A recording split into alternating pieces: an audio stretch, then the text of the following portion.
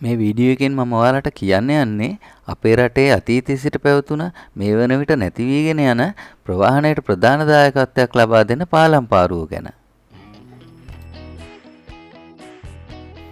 පාලම් පාරුව කියන්නේ ගොඩබිම මාර්ගයෙන් එන වාහන සහ මිනිසුන් මෙන්න මේ වගේ තොටුපළවල් දෙකක් අතර එගොඩ මෙගොඩ කරන පුංචි නැවක් වගේ යාත්‍රාවකට. මගේ මහගෙදර තියෙන්නේ මහකන්දන කියන ගමේ.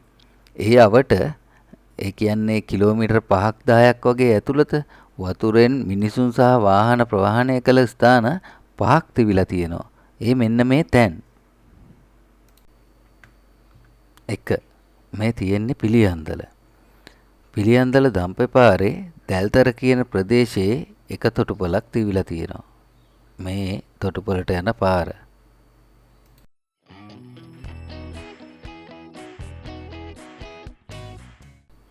2. පිළියන්දල කහපල පාරේ මඩපාත හන්දියෙන් හැරිලා තුඩුව පාර කෙළවරේ තව එකක් තිබිලා තියෙනවා.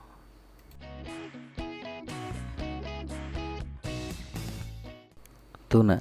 ඉදිගහ තොටුපළ. මේක තියුනේ පිළියන්දල කහපල පාර කෙළවරේ. 4. හිරණ තොටුපළ.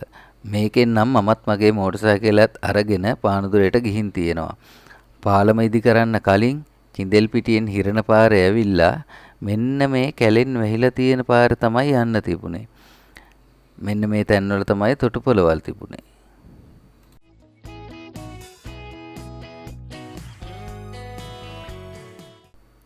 5.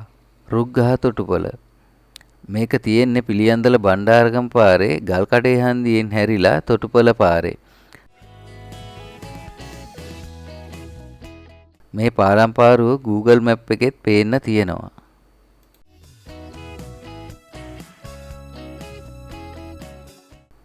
දැන් කියන්න යන්නේ පාලම් පාරුවේ මෙන්න මේ කොටස ගැන. ඔයාලට පේනවා ඇති තොටුපළට එද්දි ඒ කොටස තියෙන්නේ පාරට වඩා උසින්. ඒකට හේතුව පාලම් පාරුව තොටුපළට හේතු වෙනකන් ඒ කොටස පාරේ වදින්නේ නැති වෙන්න. හැබැයි පාලම් පාරුව තොටුපළට හේතු වුණත් ඒ කොටස පාරට වඩා උසින් තියෙන්නේ. ඒත් බරක් වැටුනම පාරට හේතු වෙනවා. පොඩ්ඩක් බලන්න මේ පැත්ත පාත් වෙද්දි එහා පැත්ත ඉස්සෙනවා. එහා පැත්ත පාත් වෙද්දි මේ පැත්ත ඉස්සෙනවා. ඒක වෙන්නේ මේ දන්වැල් දෙකෙන් දෙපැත්ත සම්බන්ධ කරලා තියෙන නිසා.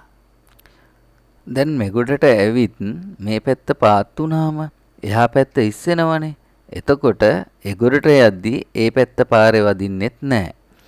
එගොඩට ගිහින් ඒ පැත්ත පාත් කරගත්තම අයිත් මෙගොඩට එනකන් මේ පැත්ත ඉස්සිලා තමයි එන්නේ.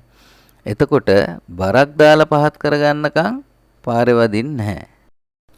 එගොඩින් ආව වාහන බැහැලා ගියාම එගොඩ වෙන්න බලාගෙන ඉන්න වාහන පාලම් පාරුවට ඇතුල් කරනවා.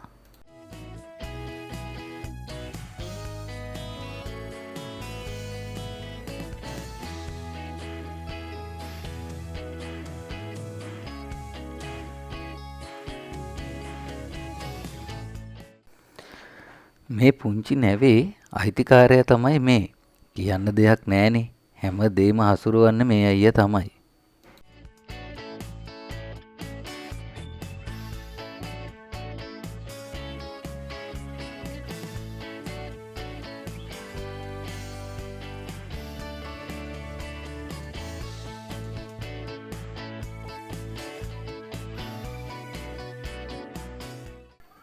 පාලම් පාරුවට පාවෙන්න බලය දෙන්නේ මෙන්න මේ කඹේ ආධාරයෙන්. කඹය තදින් අල්ලාගෙන කකුල් දෙකෙන් පාරුව තල්ලු කරනවා. තව විදිහකින් කියනවා නම් කඹය අදිනවා. එතකොට පාවෙන පාරුව කකුල් දෙකෙන් බලය දෙන පැත්තට තල්ලු වෙනවා. පාරුවට ඇතුල් වුණ හැමෝම වගේ කඹය අදිනවා. මොකද එතකොට පාරුවේ වේගය වැඩි. මේ පාරුව තොටුපළෙන් තොටුපළට යන්නේ මේ කඹය තොටුපළේ ගැට ගහලා තියෙන නිසා. පාරුවේ දිශාව තීරණය වෙන්නේ කඹයෙන්. පාරුව තොටුපළට ආවට පස්සේ හැමෝම අදාළ ගාස්තුව ගෙවලා තමයි පාරුවෙන් බහින්නේ. අපේ මිනි වෑන් එකේ කීයක් හිටියත් ඒකට රුපියල් 250යි. මම මේ වීඩියෝ එකත් කරන්න හේතුව පාලම් පාරුව ගැන දන්න අය ඕන තරම් ඉන්න අතරේ නොදන්න අයත් ඇති. මමත් මගේ පොඩි දෙන්නට පෙන්වන්න තමයි මෙතනට ගියේ.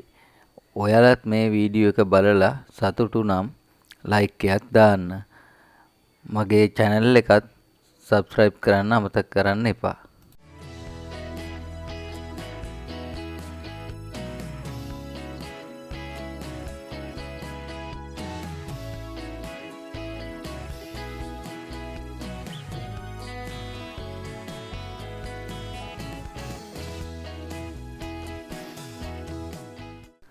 හැමෝම පාලම් පාරුවෙන් බැහැලා ගියත් පාරුවට පාළුව දැනෙන්නේ සුළු මොහොතයි. ආයෙත් පිරිසක් පාරුවට එනවා. පාරුවට ගමන් කරන්න වගේම පාරුවට මග කියන්නත් කඹය ඕනෙමයි. කඹය නැතුව මේ පාරුව තනි වුණොත් දවසක පාරුවට මොනවා වෙයිද?